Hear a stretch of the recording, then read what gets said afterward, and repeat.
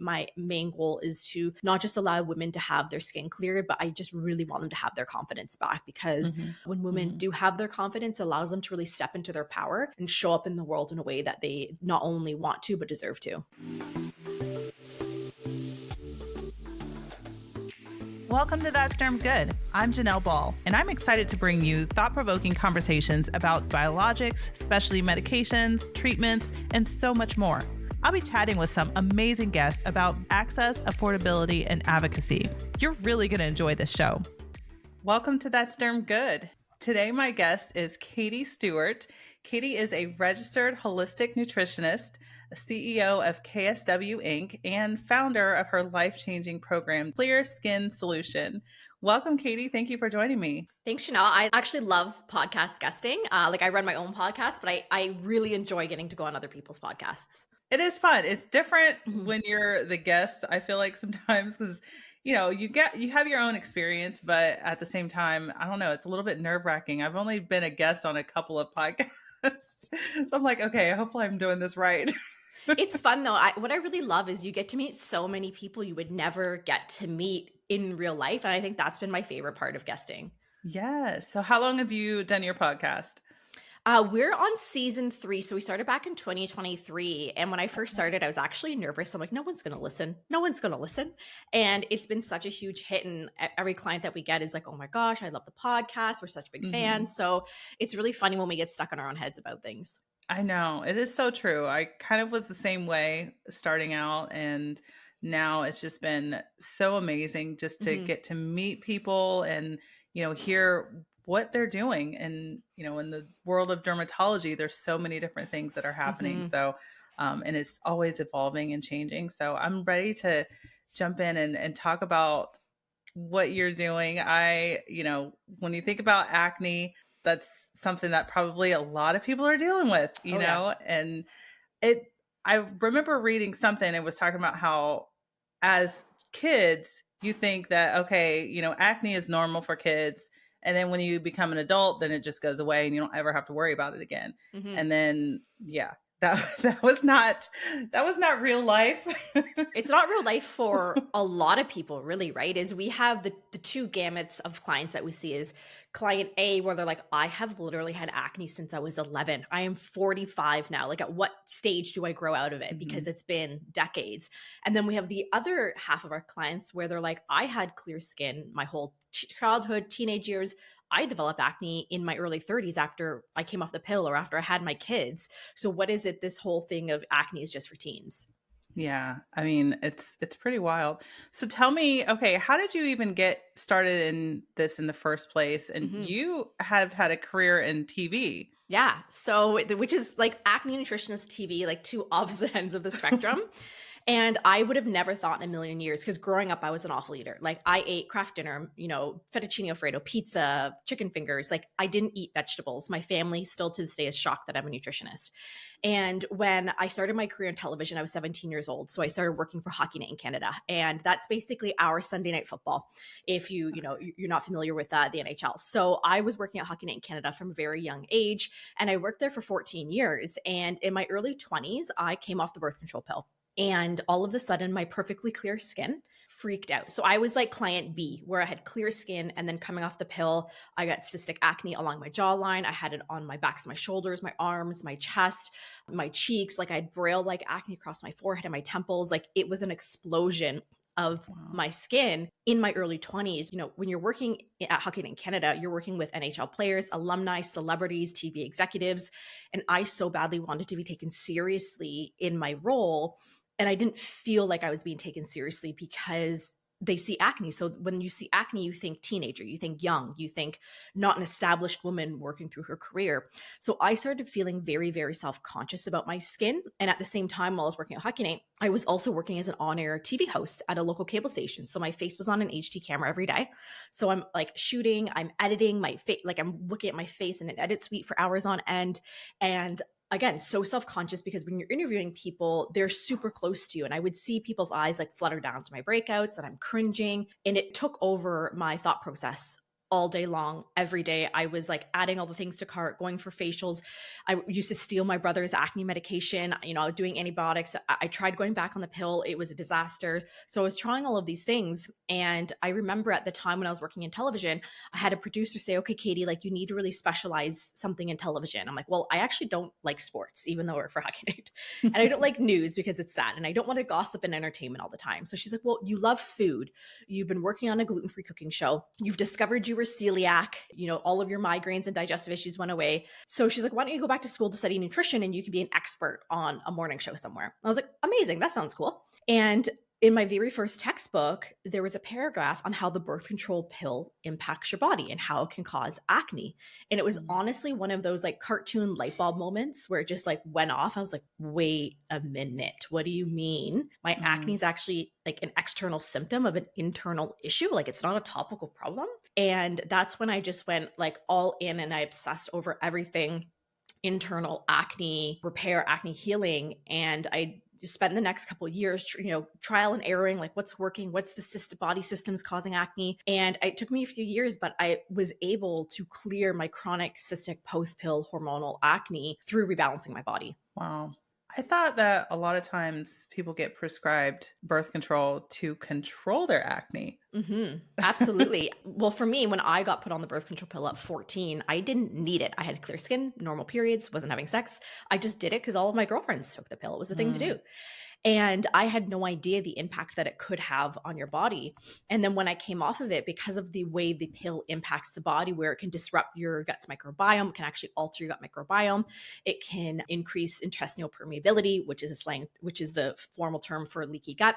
It can actually contribute or cause new hormonal imbalances. So that way, when you come off of it, because your body's been flooded with all of these synthetic hormones for so long, your body's really never been able to get that proper balance, especially if you're taking it from a young age of 14, when your body hasn't even figured it out yet. It can also be depleting your body of key nutrients, can be overwhelming the liver, like any medication has to be filtered through the liver. So I had no idea that this was all going on internally in my body while I was on the pill for over a decade.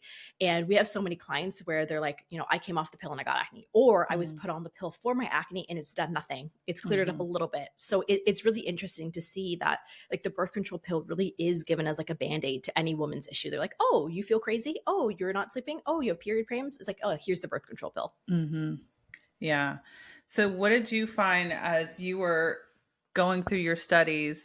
Where did the nutritional aspect of things come into play, and you realizing that the foods that you eat actually plays an important role in that? Yeah, and that was something I really didn't want to admit to myself because, like I said, I was not a healthy eater. Like I didn't even drink water, and I was like, I don't know about this. What do you mean the food that I eat makes a difference in how I feel?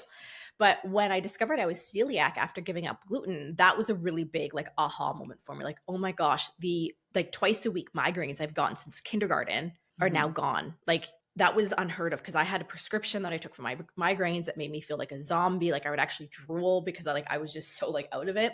And so that was really eye-opening for me. And it took me a few years to really understand that the food I was eating was like making a difference in how I was feeling, and realizing that when we're dealing with acne, acne is a sign of inflammation. And when we're looking internally, what are those body systems that are leading to the inflammation, that are leading to the oxidative stress, that's leading to these hormonal breakouts?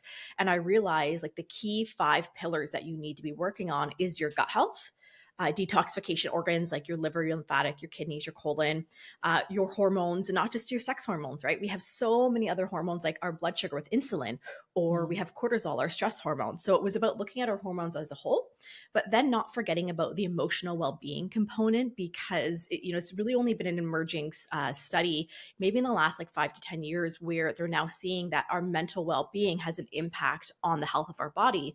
And then that final component is going to be nourishing skincare, because while skincare alone isn't going to clear up your acne sufferers have done such a number on destroying their skin barrier that repairing the skin barrier, repairing that oversensitivity is going to be really, really important. Yeah. Oh my gosh, I love all of those. So is that when, as far as your clients that come in, you kind of go through that whole 5-step process with them about each one of those areas that they need to work on?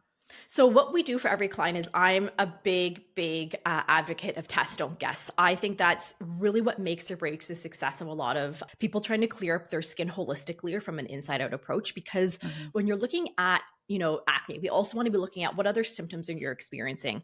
But here's the thing is, one symptom can be coming from multiple different areas. So while bloat might be really obvious that, oh, it's probably coming from your gut, bloat can also be related to poor estrogen clearance. So if we don't know what's happening internally, it's really like throwing spaghetti at the wall, right? We're just trying to see like trial and error, what's going to work, what isn't. So when we utilize functional medicine testing, which is going to be different from the traditional blood labs that you get at your doctor, this is really going to be showing where are those imbalances within the body? What are the specific body systems, the organs? How is everything functioning? So for every client that we work with, we run a hair trace mineral analysis, and we're able to see where those imbalances are lying. And based on that, that's how we know of those 5 acne clearing pillars, what's that journey going to look like? Because while we work on all 5 of them, it's not going to be the same for every single client. Not every client is going to be taking the same supplements, eating the same foods, doing the same skincare, because we're all unique individuals. And while client A, say they're dealing with low stomach acid and a candida overgrowth, but client B has blood sugar dysregulation and super high inflammation, both of those protocols are going to look vastly different from each other. Mm. Wow. So what age do you typically see some of your clients? Are they usually younger when they're starting to get acne, or older when they've already been dealing with it for so long? So we work with clients at all ages, but the bulk of our clientele is 30 to 42. It is like that Mm. millennial era, right? I like to say it's that millennial mom Yeah. where it's like they've been on, like most of them have taken medication, what's antibiotics, the pill, Accutane. They've been dealing with this for so long. And now they're 30 and they're like, well, like what is happening? Like, I don't want to be in photos with my children and my family because I'm so embarrassed with how my skin looks. I Mm. don't want to go to my kids' sporting events because I'm so ashamed of how I look. And so really the bulk of our clientele is that, like, even like I would say 27, let's say 27 to 42 is the bulk of our clientele. We do have clients that are in their teens. We work with them a little bit differently because of just, how the clear skin solution works. But yeah, the bulk of it, they're later in life. And we even have clients like late 40s, early 50s. Mm. Wow. So when you're talking to them, I mean, you were into makeup and, Hmm. when you were younger, or you just even on TV, I mean, which I'm sure so many people are. How does that play a role into that whole process as well? Because, Yeah. I remember, being younger in high school, and I would try to find makeup that I could cover up my Hmm. face and, cover up all my acne scars and blemishes, that outbreaks and stuff that I was having. That's frustrating. Hmm. Yeah, I'm like a girly girl. Like, I love makeup. I love hair. Like, I love nails. I've been doing this since I was super, super little. So I can completely appreciate that. And when we're looking at makeup, it's kind of a two-prong approach, right? Is first, we want to be looking at is, are there any hormone disrupting ingredients in our personal care products? I Mm. found this really eye-opening in my early 20s. My mom actually bought me the book, There's Lead in Your Lipstick. And I was like, Mom, like, what are you doing? I don't have bad ingredients in my things.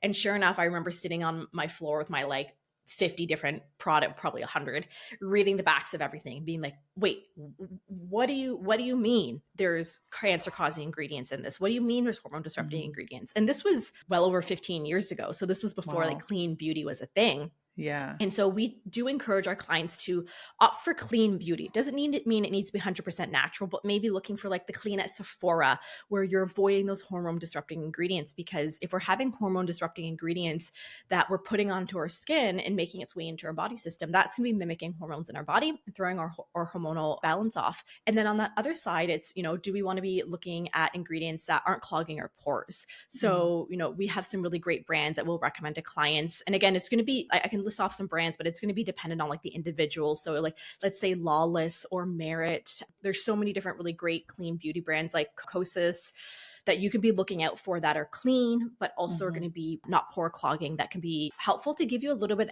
of that extra confidence, right? Because it's not to say wearing makeup is bad. If you're able to put on some makeup and it allows you to, go out and face your day a little bit easier, absolutely do that Mhm. while you're working internally to clear up your skin. Yeah. I mean, and I remember that struggle, and probably still to Hmm. this day. It's like, okay, I need to find some good products that are, you know, going to make me look normal, but at the same time can cover up some of those little spots and things that I'm self conscious about.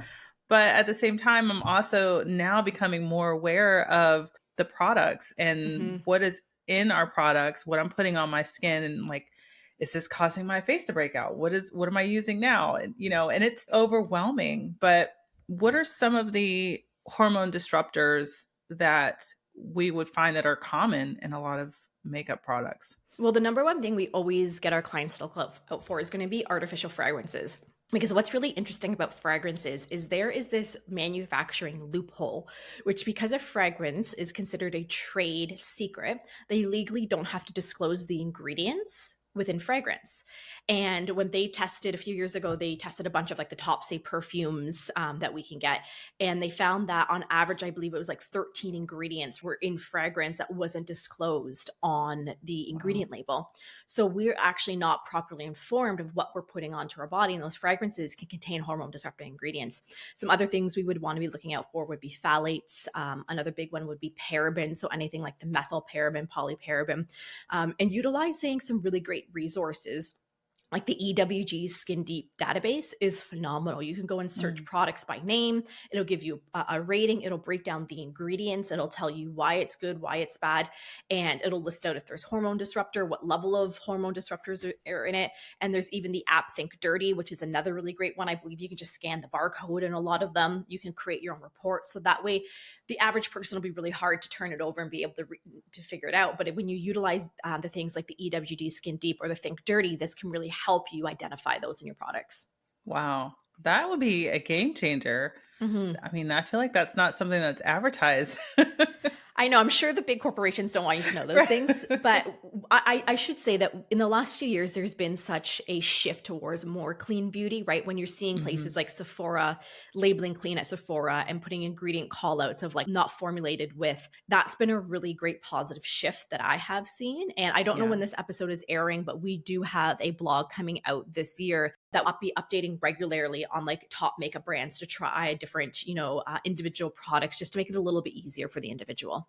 Yeah. I mean, that makes such a huge difference. I mean, I'm now even with the younger girls, and Mhm. I've got a 10-year-old Oh, who yeah. I'm wondering, okay, I need to help her get into getting in good skincare habits, and trying some products, and she's so excited about it. And of course, which we just came off of dance competition, Oh, yeah. so now so she's got a full face makeup that she has to wear, and including lashes and lipstick, and it's wild. But at the same time, I'm like, okay, she wants to play in that makeup all the time. Yeah. Like she wants to get better at it, and I get that. But learning how to, take care of her skin is like number Mhm. one. But also, okay, what are we actually putting on your skin? Even Absolutely. though, It's so interesting I find with this new generation because I was your daughter. Like I was reading magazines. Like we didn't have Instagram and TikTok and Pinterest. I was Mhm. reading like Cosmo and J14 to figure out how to do a makeup tutorial. So I think it's so interesting to see this new generation where they have access to unlimited amount of tutorials, and you're seeing girls younger and younger being like having makeup that looks better than mine, and I'm like Yeah. 35. I'm like, how do like you're 10, like how do you do this? This is, can you give me Right. tips? So I think they are a little bit better off than we were because they are also getting access to that information. They're knowing that, okay, maybe we can look for clean beauty. They're understanding that if you wear makeup, maybe we do need to do a double cleanse where we're using like a balm or an oil-based cleanser to remove the makeup, and then using a water-based cleanser to make sure you're removing it all from your face. So I think while they are wearing, more makeup younger, I think they just have better access to the information to help them. Hmm. So part of that, any of your clients, do you work on the whole self-esteem and Oh yeah. personal life? How do you approach that? I realized very early on how vital emotional well-being was to the success of someone clearing up their acne. And that's why it's actually one of our core foundational pillars. Like, I don't care who you are, you're working on your emotional well-being when you come to see us. We Mhm. actually have a mindset coach that clients have access to. So once a month, our mindset coach does a group call and they have access to that or the recording. All of our nutritionists and even our team as a whole, like whether it's our executive assistant, our COO, they're all trained in, really helping to catch the verbiage that clients are using, helping them to start reframe the things that they're saying, helping them Mm. on, mindset. So we do have mindset training for our team as a whole, because it really comes down to every single day they're working on their mindset, especially with acne sufferers, because you've spent so long bullying yourself, talking down to yourself, where you're looking in the mirror and you're saying, oh my gosh, you're ugly, you're not worthy, who's going to love you, all of those awful things that you say to yourself in the mirror. And so you start to really impact this relationship with yourself. It's increasing anxiety, it's increasing, mental health issues. And so many of our acne sufferers are struggling with those mental health issues because of this negative self-image that they have. So Mm. that's why really working on reframing, shifting, whether it's affirmations, it's different practices, it's so critically important, because we have seen such borderline miracles happen when clients fully embrace that emotional well-being component. And I always like to give this analogy of, if there was a kindergartner struggling learning to read, and you were at them every day like, you're dumb, you're not going to figure this out, why are you even bothered to trying, you can't read, how difficult would it be for that child to learn to read? And everyone Mhm. listening is like, oh my God, I would never, that is atrocious. But then why Right. are you speaking like that to yourself? How much harder are you making the journey on yourself? Wow. That is so powerful. And I'm sure that, even for myself, I probably have said things like, oh, this, you look terrible Mhm. today, or, just like those little All things the that you think time. in your mind. Yeah. But also don't really attribute that to the acne as well. It's just Mhm. now that it just is so well ingrained in their minds that, you don't even think about it. You just keep living your life like Mhm. that. And, now it's just part of your whole process and your whole lifestyle. So the mindset is important. Yeah, I think especially I think one of the good things from social media is we're understanding the importance of mindset when it comes to our health, and how critical it can be for the success of people. And when we're doing nothing but bullying ourselves, we almost don't even know we're doing it anymore, because Hmm. the majority of our thoughts are negative. Yeah. And if no one's there to ever catch us with those negative thoughts or that negative verbiage, we almost don't even realize it ourselves. Yeah. Wow. So the gut health. Okay. So we were Mhm. talking about the 5 pillars.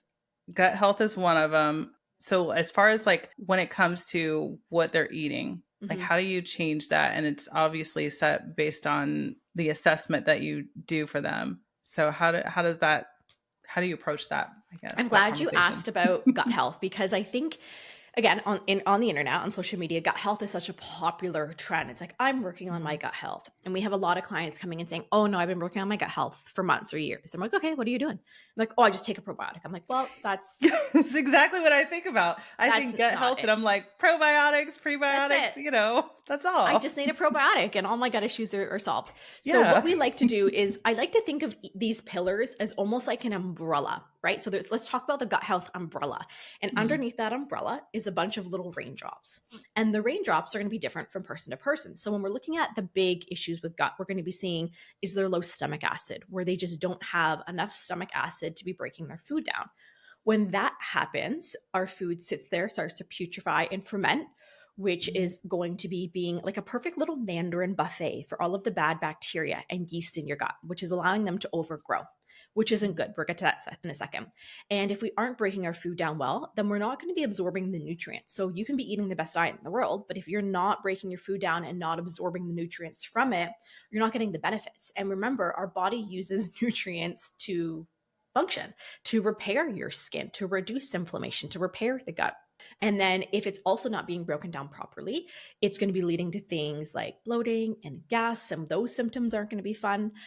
And then if we're looking at that imbalance, the next one is going to be an imbalance of the microbiome. So where there's too much bad bacteria and yeast in relation to the good bacteria, there's always going to be some bad in your gut. You're never going to be able to get rid of it all, but we Mhm. want to be having the right ratio. But in acne sufferers, we see that they have an overgrowth of bad bacteria and yeast. Like say they have candida or they have SIBO, which stands for small intestinal bacterial overgrowth. So that's going to need to be looked at, because that's going to be leading to inflammation, is going to be leading to acne. And then we want to be looking at the health of their gut lining. So in a lot of acne sufferers, they're dealing with something we mentioned before, leaky gut, where in your gut lining, you have all of these tight cell junctions that are nice and cozy beside each other. And when they get irritated, they start to pull apart, which isn't great because it allows for undigested food particles, toxins, and bacteria to enter into the bloodstream that shouldn't be there. And then the body's like, whoa, whoa, whoa, whoa, whoa, red flag, what are you doing here? And it's going to be increasing inflammation, which is going to be leading to acne. So we can see that those big imbalances is going to be our gut microbiome, it's going to be the imbalances, it's going to be the low stomach acid. And then another thing that we also see a lot with our acne sufferers is they're not having good bowel movements, where the average person doesn't actually know what a good bowel movement is. And it's something we were never taught.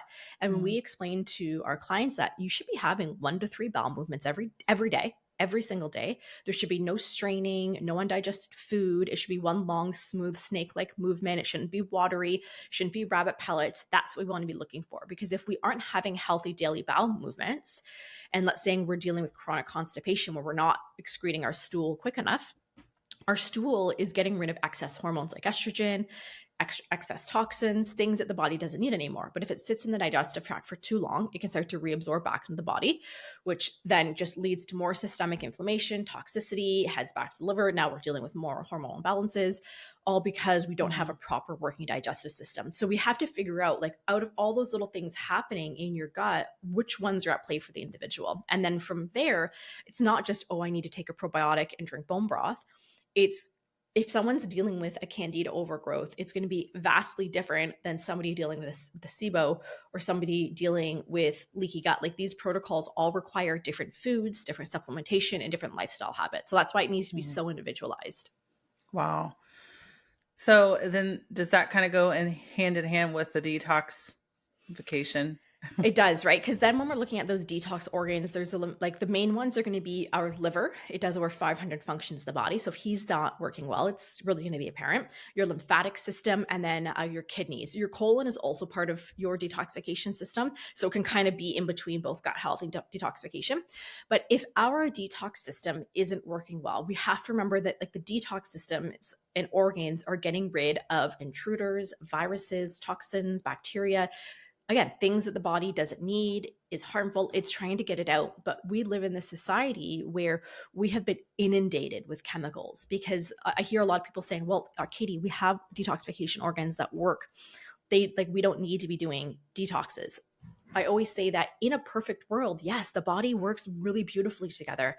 But because of the inundation of chemicals we have in our food, our water, or personal care products, medicate, whatever that may be, it's really hampering our detoxification systems, where the liver pathways are becoming sluggish, our lymphatic isn't clearing properly, like maybe our kidneys aren't filtering as well, and it comes down to, like, the nutrition and lifestyle that we're living. So, it's not like we're saying you need to go out and do a water fast or a juice fast. We want to be supporting our detoxification pathways through food and, like, lifestyle habits, right? It's not about restriction. We always want to be supporting these organs so that that way they can improve function. Because if we're dealing with a sluggish liver where it's not able to filter and, detoxify as efficiently, guess what? It's going to start calling in your skin, because your skin is actually your body's largest organ for detoxification. So if the liver's like, oh man, I'm struggling, I got a backlog, hey skin, I really need to help out here. So it's going to start sending things there, and it's going to start, inflaming the pores, clogging them, and leading to more breakouts. Wow. So what are your thoughts on a lot of these juice cleanses and, things like that everyone wants to do to detox their body? Yeah, I know. It's so popular where they're like, oh, just drink this one tea for 10 days and all of your detox organs are going to be great, or go on a juice fast, or whatever it may be. We don't do that with our clients. How we really work on detoxification is, one, you need to be making sure you're doing it correctly.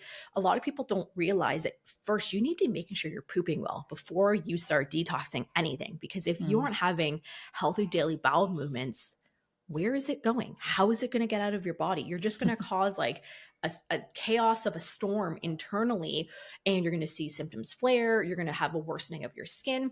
And I should say, like, when you are doing a proper detoxification, you will see a flare of your symptoms, but it should subside, and it's because your body is able to excrete it. But if you aren't opening your detox pathways properly first and then going through detoxification, you're doing yourself a huge disservice. It's not going to work.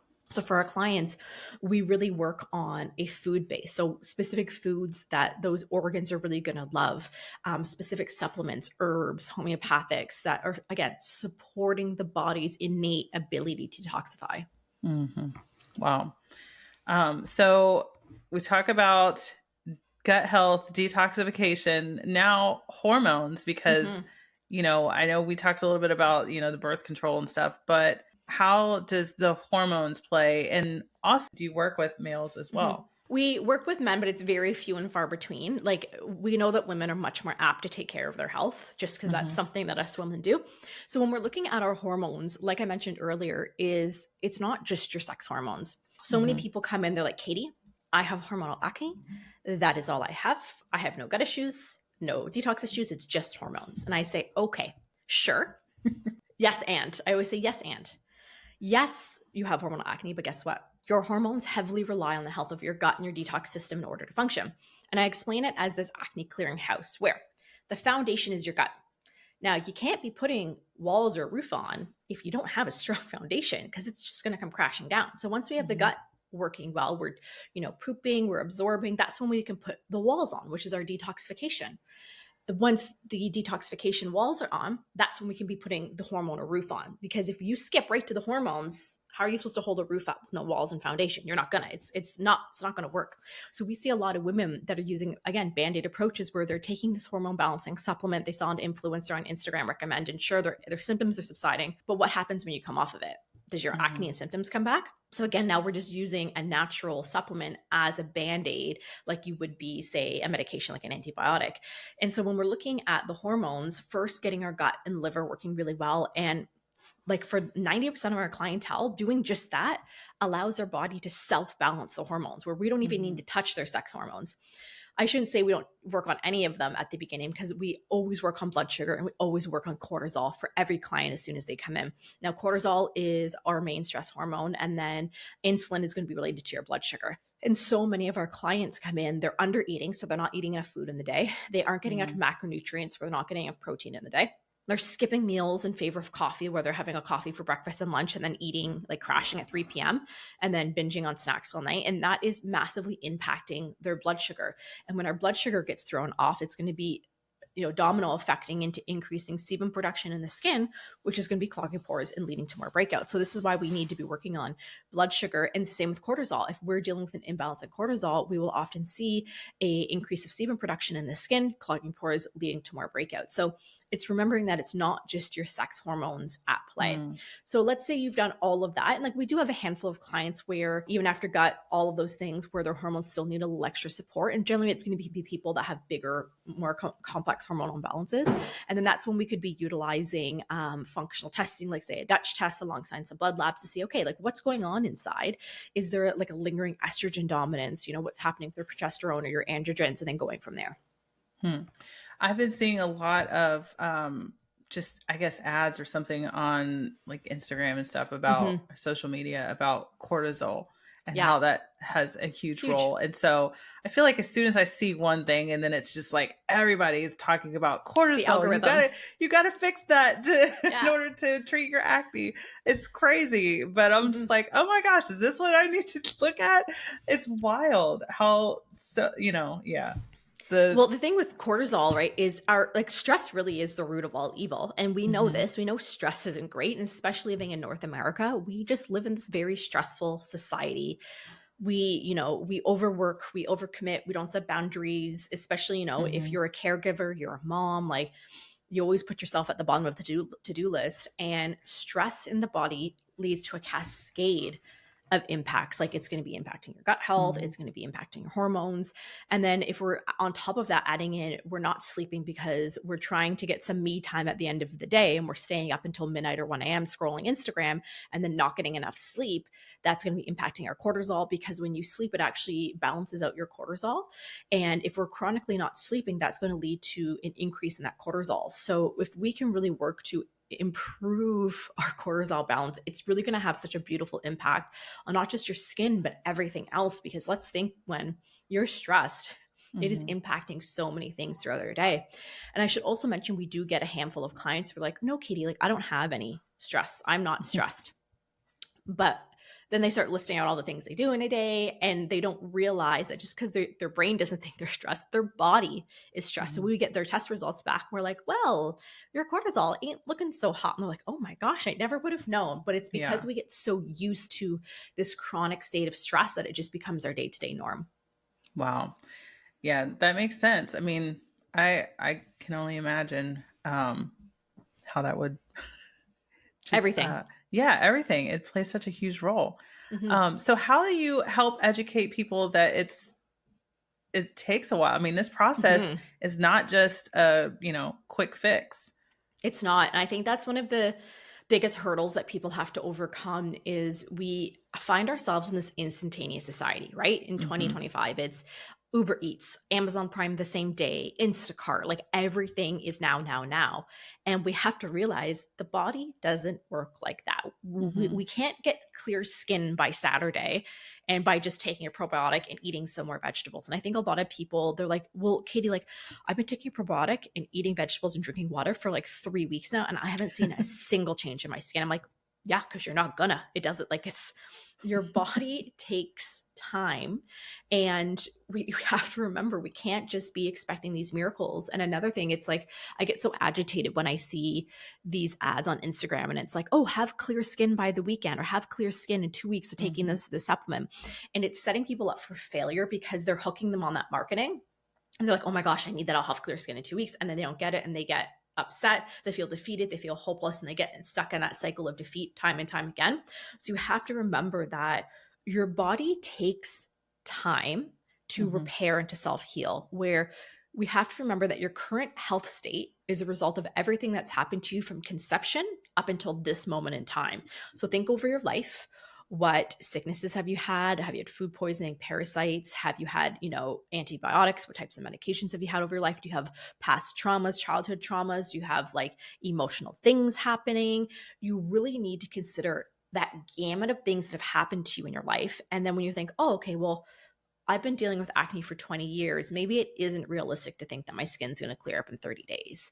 And Mhm. I almost like to give this mindset of for every month that you've been dealing with a symptom and not just acne, right? Because acne always comes alongside so many other symptoms. Let's say you're like, okay, well, I've been feeling like crap for, I don't know, maybe 10 years. Let's give yourself 1 month of healing for every year you've been dealing with that issue. Does that mean Mhm. it's going to take 10 months? Not necessarily. It could take a little less, it could take a little longer, but at least you're getting in that mindset of, okay, this isn't going to be an overnight thing. I need to allow my body time to adjust. Because even looking at, well, how long does it take for these things to repair? When we are running protocols, a gut repair protocol at minimum is going to be 90 days, like at bare minimum. If someone needs to do a hormonal reset, at bare minimum we want to be looking at 90 days, because 90 days is how long a true hormonal reset will take, just based on follicular genesis works, which is the maturation of an egg. So whether you're trying to get pregnant or you're not, just the way the body's working. So Mhm. remembering that it's going to take the body a little bit of time, and to give yourself the time, patience, and consistency that it needs. Right. Yeah, that makes sense. So, as far as your clients, is it all remote, or Mhm. how do you okay.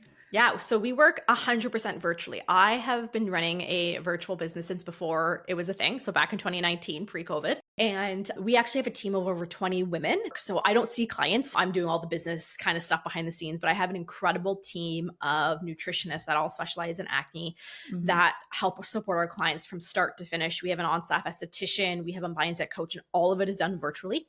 So we have a client dashboard where they have direct DM access with their coaches. We run group calls through Zoom, private one-on-ones through Zoom.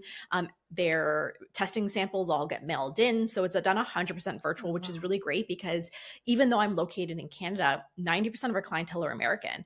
Oh, And wow. even in that remaining 10%, five are Canadians, but five are going to be overseas. So we have had clients in 15 different countries like Dubai, Mexico, Ireland, UK, Australia, Wow. New Zealand, because acne isn't just Yeah. located in the GTA where I live here in Canada. It is so widespread. So this allows us to help women all over the world. Wow. That's amazing. I didn't Mhm. realize that you were all over the world. That's Yeah, it's awesome. we've worked with well over 3,000 clients now in 15 different countries, which is just like mind-blowing to me. Because when I started this back in online in 2019, like it was just me, but now Mhm. it's grown to be so big and it's really incredible. Yeah. So how can people find you? What website do they go to get started or ask questions? Well, you can find us online, katiestewartwellness.com. That's where all of the info is, but I hang out a lot on Instagram. So you can go and check us out at Katie Stewart Wellness over on Instagram. Shoot me a DM. I'm more than happy to answer questions, because at the end of the day, my main goal is to not just allow women to have their skin cleared, but I just really want them to have their confidence back, because when you don't have your confidence, it impacts every facet of your life. But when women do have their confidence, it allows them to really step into their power and show up in the world in a way that they not only want to, but deserve to. Yeah.